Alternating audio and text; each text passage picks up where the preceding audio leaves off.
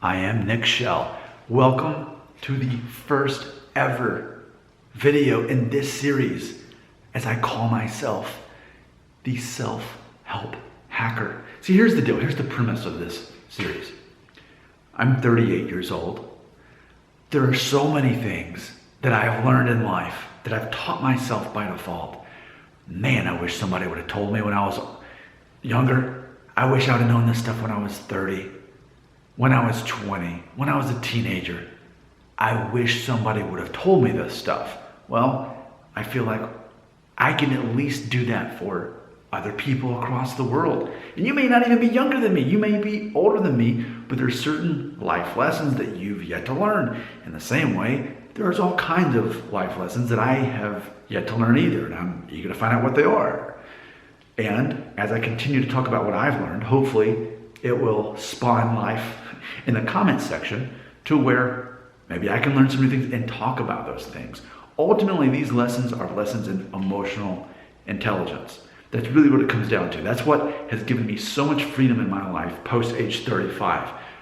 Age 35, I think for a lot of people, is the moment where you look at the breaker switch in your brain and you look at all the ones that are on that don't even need to be on, where we give time and attention and money and emotion to all these things that really we can shut off, that one and this one and this. And what's left remaining, we can pay attention to things that actually matter. And that's what I'm wanting to accomplish with this series. I've got so many of these topics planned. We're just getting started, and you're so lucky. You get to be here for the first one. How cool are you? So let's start out. This is I think the foundation of this. Let's talk about tribalism. Man, I feel like if you can recognize right now in the 2020s, tribalism totally exists. And we need to be aware of it so that we can step back away from it and not participate anymore. Tribalism is a problem. It's like this. Our natural instincts as human beings, back in the caveman days, identify your tribe, right? Here's your village, here's what weapons we use, here's our strategies, here's how we speak, here's our language, here's our culture. We got to be ready for attack, for the other tribe to try to steal our food or whatever they're going to try to do. We got to be prepared. We got to know who our people are. We got to find those who think just like us. Carry that concept thousands of years. Here we are in the 2020s, and we're still doing that, though we don't really need to do it. We live in a time where, for the most part, national borders are set.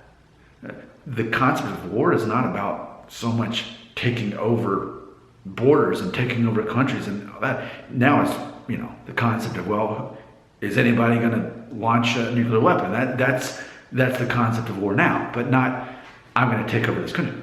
We can't do that anymore now that nuclear warfare exists. But ultimately, what I'm saying is this: we still carry over that tribal mindset. I need to find the people who think just like me, see the world just like me, and I need to be part of that group. And by default, I need to look down on all the other groups that are not part of my tribe. So let me give you some very relevant examples. The most obvious one, politics. Here in the United States especially, are you a conservative Republican or are you a liberal Democrat? There's no in between. It's one or the other. Which is your tribe? What about abortion? Do you think abortion is okay? Or no, it's a bad thing? Well, which side are you? There's no in between. You have to choose a side, and you have to look down on the other side because they're ignorant, they're immoral, they're wrong. They're the bad people. They're the wrong people. You want to be on the right side. And see, that's what people do with everything.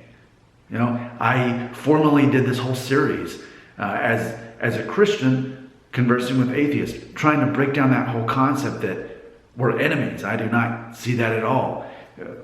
You can have a person who's religious and you can have a person who's not. You can have two different people with different religions. You can have two people of the same religion with different views of their own religion, and yet they'll find ways to form a tribe against each other. to imply again that the other is wrong, ignorant, immoral, etc.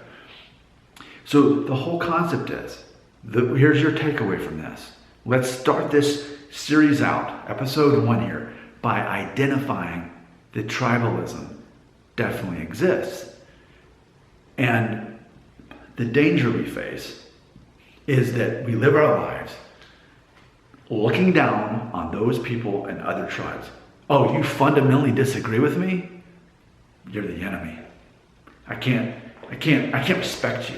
See, that's what people do. They look down on people that they fundamentally disagree with. Now imagine the absurdity, the humor in that. Everybody in your life, no matter how much you have in common with them, you're going to fundamentally disagree with something that they believe.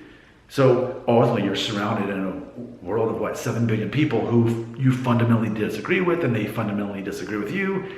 How can you get along with anyone? You can make a conscious decision to refuse to look down on people just because you disagree with them fundamentally. And ultimately it's this concept of, what is your tribe? Well, here's what I'm saying in these videos. What's my tribe? Well, I guess my tribe is the non-tribe. I don't want to be part of a tribe. Yes, of course I have my convictions, my personal beliefs, and that sort of thing. Of course I do. We all do.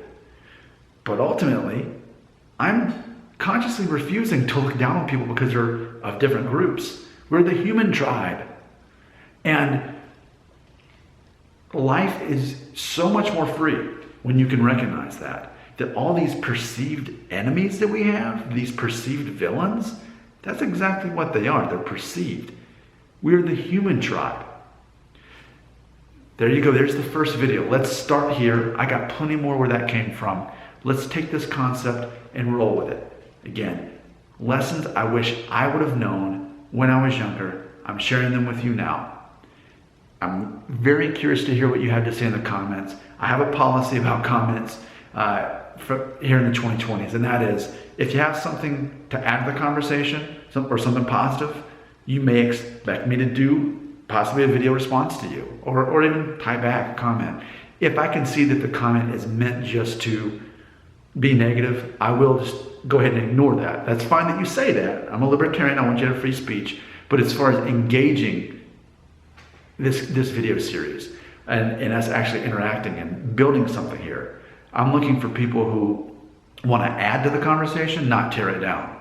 Because ultimately, people who are negative they're showing a reflection of their own insecurity and incompetence, which that's its own video. I got so much more of this stuff. Your comments belong right here. I'm Nick Shell, the self-help hacker. I should do a better explanation of why I call myself that.